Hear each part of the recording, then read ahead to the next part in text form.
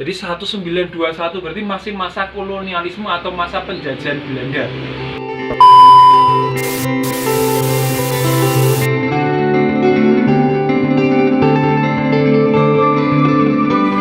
Halo, jumpa lagi dengan Udo Taruno. Saya menyukai sejarah, kisah, dan antik karena dari situ kita bisa belajar bagaimana manusia berjuang, berkembang, bertahan melalui waktu.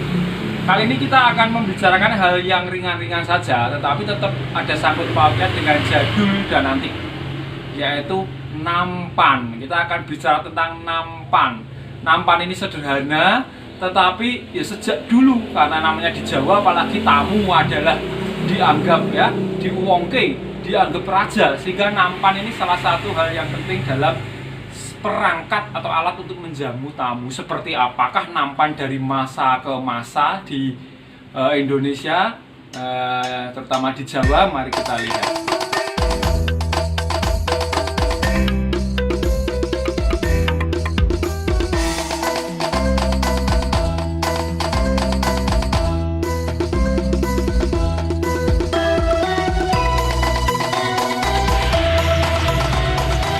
Oke. Kalau kita bicara perkembangan atau perubahan nampan dari masa ke masa atau namanya evolusi, seperti apa sih nampan itu di sini? Yang pertama tentu ini, ya, yang berasal dari gerabah. Ya, tidak, ini bukan asli jadul, tetapi ya kurang lebih seperti inilah nampan dulunya. Kemudian masa kolonialisme itu nampan banyak sekali yang dari keramik. Ini keramik lah ya, ini keramik, saya sudah retak karena saking lamanya. Kemudian ini kuningan, sudah ada malinanya, hijau-hijau ini malina. Untuk menumbuhkan malina ini butuh kurang lebih 10 tahun. Jadi kalau Anda punya barang kuningan yang sudah ada ini, lek kuningannya ini, kotoran kuningan atau mana, jangan dihilangi, karena itulah bukti bahwa barang yang Anda punya itu betul-betul jadul. Anda diamkan 10 tahun belum tentu muncul lagi nih malina. Ini keramik, ini banyak keramik dan bisa dilihat ada tahun pembuatannya itu tahun 1921, bayangin. 4 ini mungkin bulan ya. Jadi 1921 berarti masih masa kolonialisme atau masa penjajahan Belanda. Nah, ini nampan yang mungkin digunakan oleh Belanda atau orang para bangsawan Jawa saat itu. Atau keraton lah ya, orang-orang keraton ini nampan ini. Oke. Kemudian beralih lagi makin modern, kaca. Nah, kaca, ini dari kaca, kacanya double atas bawah, motifnya jambu. Nah, ini dari kaca, ini besi biasa, tapi ini kaca. Oke, untuk masih utuh ya ini ya. Kemudian setelah kemerdekaan mulailah ke seng. Nah, seng-seng dengan tema-tema Jawa, dengan artis-artis saat itu. Nah, ini ngetren saat itu. Seng, ini banyak seng semua ya. Nah, ini tahun-tahun 60-70 kurang lebih seperti itu. Nah, ini tahun-tahun 70-an orang pacarannya kayak gini ya. Ini juga diabadikan dalam bentuk nampan. Nah, kemudian mulai ke 80-90, nah, ini biasa nih kalau untuk kondangan tuh pakai nampan ini. Kemudian 80-90 mulai mengenal plastik. Nah, nampan bahan plastik ya sudah mulai dikenal. Nah, cuma masih sederhana dan jelek, tapi ukirannya masih ada ukirannya.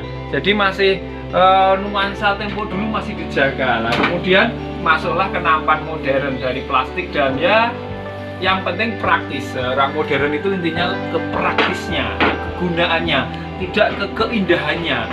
Kita bandingkan dengan barang-barang terdahulu, barang-barang jadul atau lama, pasti ada unsur keindahan. Kita lihat seni, keindahan itu termasuk diutamakan, maka harganya mahal sekarang masih bisa dipakai dari segi estetikanya. Peruntukannya saat ini untuk apa? Kalau yang seperti ini, yang jadul-jadul dari keramik, gerabah maupun kaca, itu biasanya untuk pajangan di ruang tamu saja. Di atasnya bisa dikasih gelas atau apa.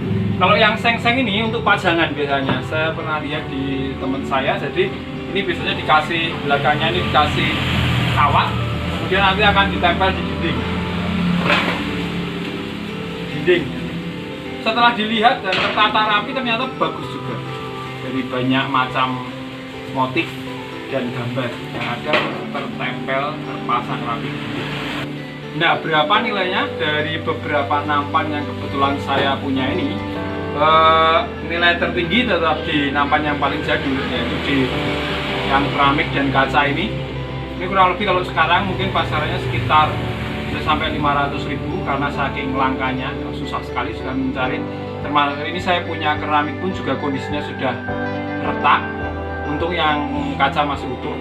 Kemudian kalau yang dari berbahan seng dengan tema-tema asli dari zaman dulu jadul ini kurang lebih pasarannya antara 50 sampai 100 ribuan.